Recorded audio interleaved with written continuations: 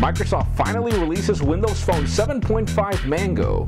Soon pass subscription updates planned for October 3rd. And Microsoft's explanation on internet sharing disappoints. All this and more coming up right now.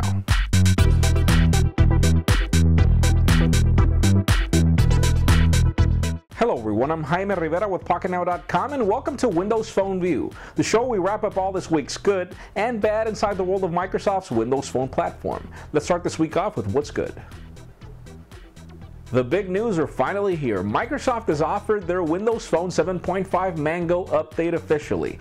Not all devices have got it yet, but Microsoft plans to roll this out in this week or probably the next show. Make sure you keep hitting the updates because it'll most probably hit your device soon. Now, in an unprecedented process though is the fact that if you use our video to get Mango Beta unofficially on your device, well, you can actually update to the official release and it actually cleans up all the previous beta processes and updates to leave your device seamlessly updated to Mango. Adam Line did this to his Dell Venue Pro and I did it to my Dell Venue Pro too, and they're working well, so kudos to Microsoft for offering a really good way to update your phone without all the hassle. Now, make sure you hit Adam Line's full review of Windows Phone 7.5 Mango in case you're interested on details on what you can do, and if you want to get a clean update to Mango without actually going through that beta update process, well, hit Anton D. Nagy's recent video on how to update your device, or should I say bring back your device to no-do to get your clean update to Mango. And finally, Anton has also published a detailed list of carriers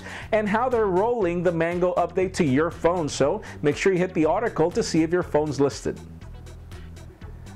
At Pocketnow, we must admit we're big fans of the Zune Pass because, well, you just pay one fee every month or year and you get all the music you can need. And, well, the good news is that aside from the fact that it's already working in Canada, is the fact that Microsoft is planning to drop the price as of October 3rd. So it was costing $50 a month and now it's going to cost you just $10 a month. And you can still sync the same 4 devices in any combination. It could be a PC, a Zune, Windows phones, whatever you want, as long as there are only 4 devices. And other great news is the Windows Phone Insider application is now offering free ringtones for those of you that are interested, and also is the fact that you can now access the Windows Phone Marketplace from the web and not just your Windows Phone, so really good updates for software. Out of the smartphone announces for the week, well, T-Mobile has just made official that they'll be adopting the HTC Radar as the HTC Radar 4G with really great specs that you already know and love. Aside from that, Samsung has also announced their Omnia W, and it's now available on pre-order in Italy. And, well, we all know that's thousands of miles away, so we can expect it to be in our shores really soon. Aside from that, well, even though this is not a smartphone release, the WhatsApp Messenger application is finally available in the marketplace, and it's available for free. So if you want to contact your iPhone buddies, Android buddies, BlackBerry, Nokia, whatever you want, the WhatsApp Messenger is now available for you to download, so make sure you get it because it's free.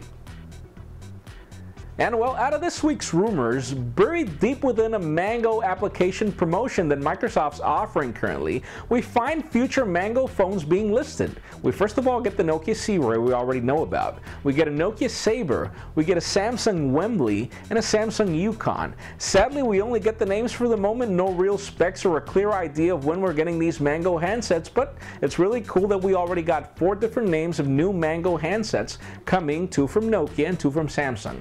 New press shots have also been revealed of LG's Jill Sanders signature Windows Phone, and, well, we still don't have dates on when that will be available. And we also have the ZTE's Tania device, so make sure you hit our website for details on specs and whatever we were able to dig out. And last but not least, we finally get the Samsung Focus S on camera, and that's our camera, by the way. And, well, we were hoping for the device to look a lot like the Samsung Galaxy S2 line, but let me tell you, the device looks even better. So make sure you hit our website for details on what we could expect for the device and hopefully a date.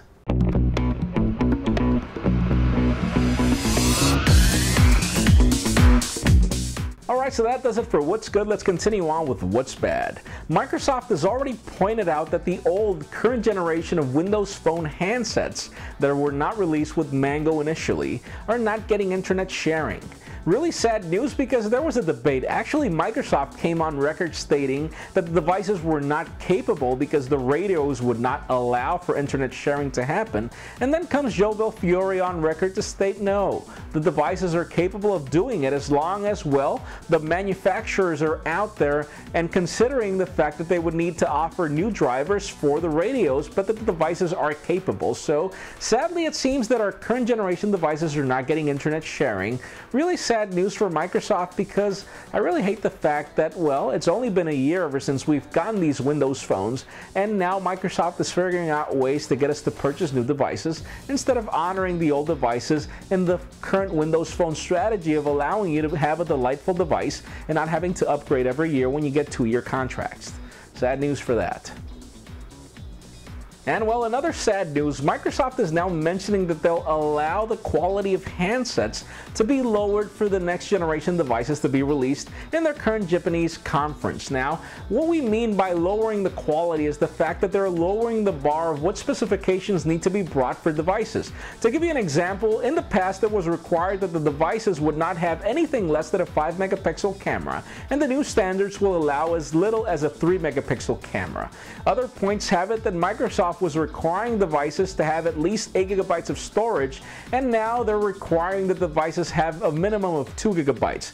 Now, if you remember the fact that most devices currently don't have hot swappable micro SD cards, this is really bad news, so we're not really sure if Microsoft's doing this to prepare for the Tango release of hopefully cheaper devices just for the entry-level markets, but sadly, let's hope that this does not mean that manufacturers will start lowering the quality of devices and keeping the same price in order to get some more revenues.